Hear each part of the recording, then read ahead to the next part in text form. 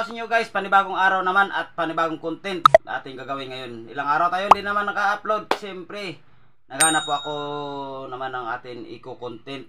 Ang iluluto ko, paksiw sa kamatis na may gata. Subukan natin yan, o masarap yan.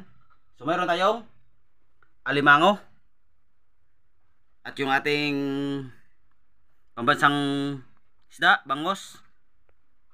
At yung ating gata.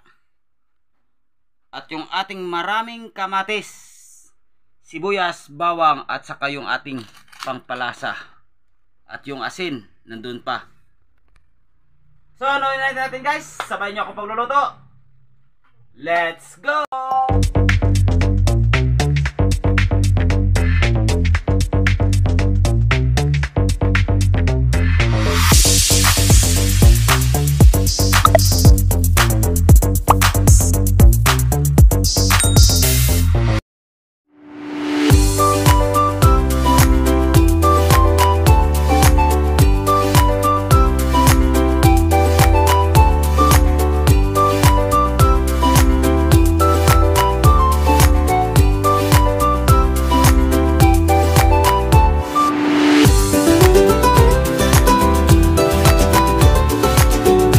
Ito na guys, yung ating kwali, malinis na yan guys.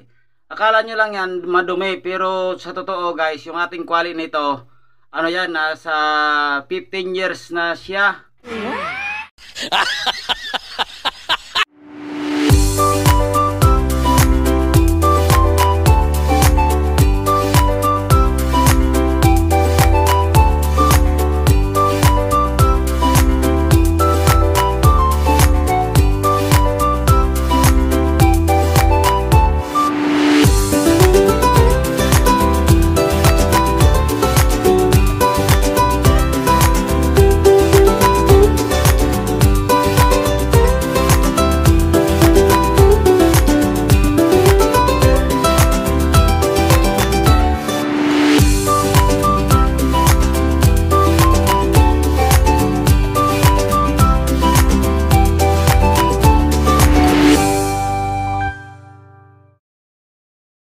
So guys, lagyan natin ng gata. Ng gata.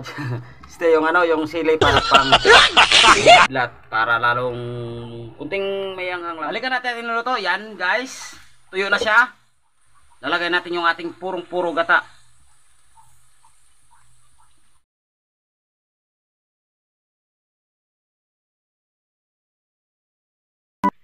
So yan ang resulta guys. Wow, nakakatakam. Okay na yan guys. Kain na tayo. Let's go! Kain po tayo guys. So, ito na guys, luto na yung atin na pinaksiw sa kamatis na may gata. Titikman natin. Hindi ko po ito naluto. Ngayon pa lang. So bago natin lalantakin yan, dasalan natin. Lord, maraming salamat po sa araw mo yung nabigyan mo yung sa amin. At sa grasya po, maraming salamat po. At sana rin po bigyan mo rin yung mga viewers namin na makain at sa umuhay sa araw nila po. At maraming salamat po. At sana gagabayan mo rin po sila, yung mga viewers natin at mga subscribers natin. So, ganoon po rin sa amin. At lahat po nanonood sa Jari Vlog. So maraming salamat po. Yan na po. So guys, ano panintay? Titikman na ang luto ni Jari Vlog. Oh, ang bango. So guys, ito yung kamatis. May sili ito na oh. Ano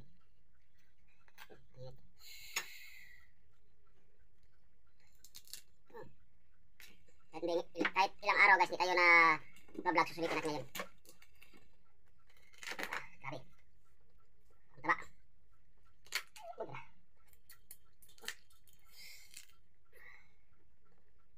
Tayo guys.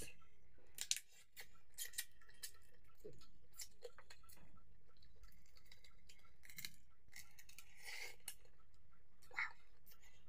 Grabe. Ano talaga yung gata sa loob ng mga ng alimango.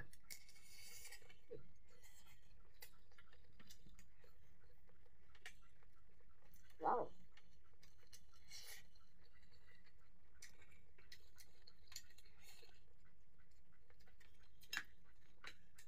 Diba?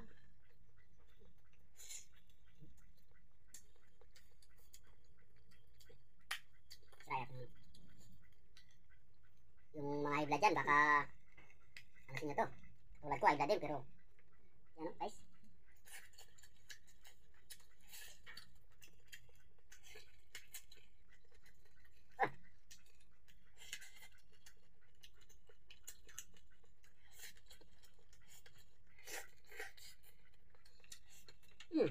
Grabe. Siyempre, tikman natin yung ating bansang isda. Tapos.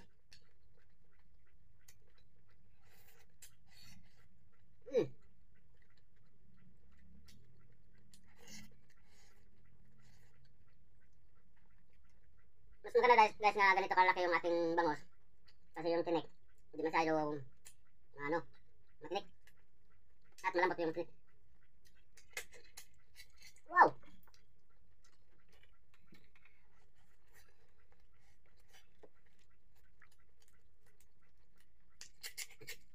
So guys, meron tayo pala sa shoutout maya lang.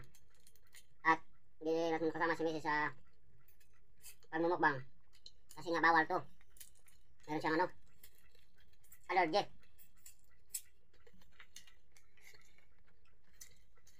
Oh, grabe. Sulit na sulit.